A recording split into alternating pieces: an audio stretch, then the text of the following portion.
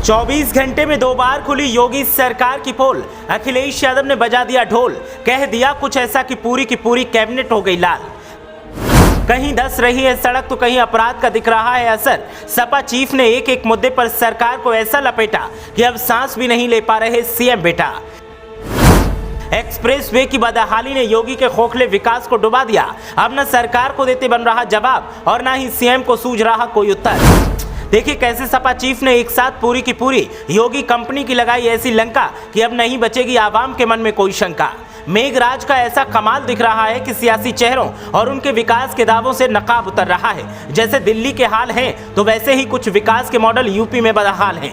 पहेली न बुझाते हुए सीधे मुद्दे की बात करते हैं तो बारिश ने ऐसा खौफ ढाया है कि अब उत्तर प्रदेश में बना बीजेपी का कथित पूर्वांचल एक्सप्रेस योगी सरकार की नाक कटवा रहा है और खुद अखिलेश यादव मामले में सरकार की लंका लगा रहे हैं। अखिलेश यादव ने जब 24 घंटे में 2 बार योगी सरकार की पोल इंद्रदेव ने खोल दी तो फिर क्लास लगा दी और एक साथ सीएम को तो निशाने पर लिया ही, साथ ही उनकी कैबिनेट को भी लपेटे में ले लिया।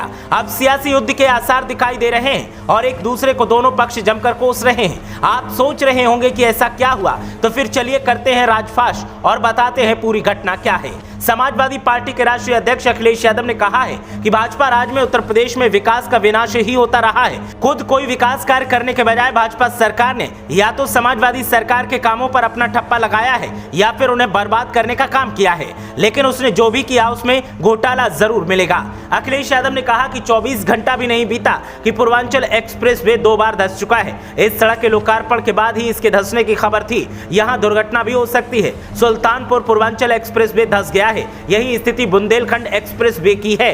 पूर्वांचल एक्सप्रेस वे हो या बुंदेलखंड एक्सप्रेस वे, दोनों की गुणवत्ता मानकों के विपरीत है और ये यात्रा के लिए खतरनाक है। इनकी गुणवत्ता और रखरखाव की जांच होनी चाहिए, तभी घोटाले और भ्रष्टाचार की सच्चाई का पता चल पाएगा।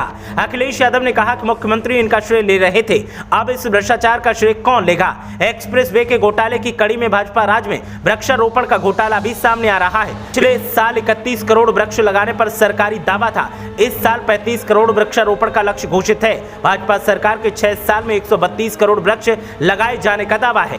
अखिलेश यादव ने सवाल उठाते हुए कहा कि ये कितने बड़े पेड़ कहां लगाए गए हैं, कितने क्षेत्रफल में वृक्षारोपण हुआ है। भाजपाई पारदर्शिता की बात बहुत करते हैं, उन्हें ये बताने में कोई संकोच है कि कहां कहां कितने पेड़ लगा दिए गए। लगे हाथ ये भी बता दें कि उनके शासनकाल में कितने पेड़ काटे गए हैं। सच तो ये है कि भाजपा सरकार की नीति में बुनियादी खोट है। इसके परिणाम स्वरूप जनहित में वो एक भी योजना कार्यान्वित नहीं कर पाए हैं। उसका सारा ध्यान सत्ता में काबिज रहने के लिए चुनाव और योजनाओं में घपला करने पर ही रहता है। भाजपा सरकार के कारनामों की सजा जनता भुगत रही है, आगे चुनाव में इसकी सजा भाजपा भुगतेगी। अब भाजपा राज की आखिरी गिनती शुरू हो गई है।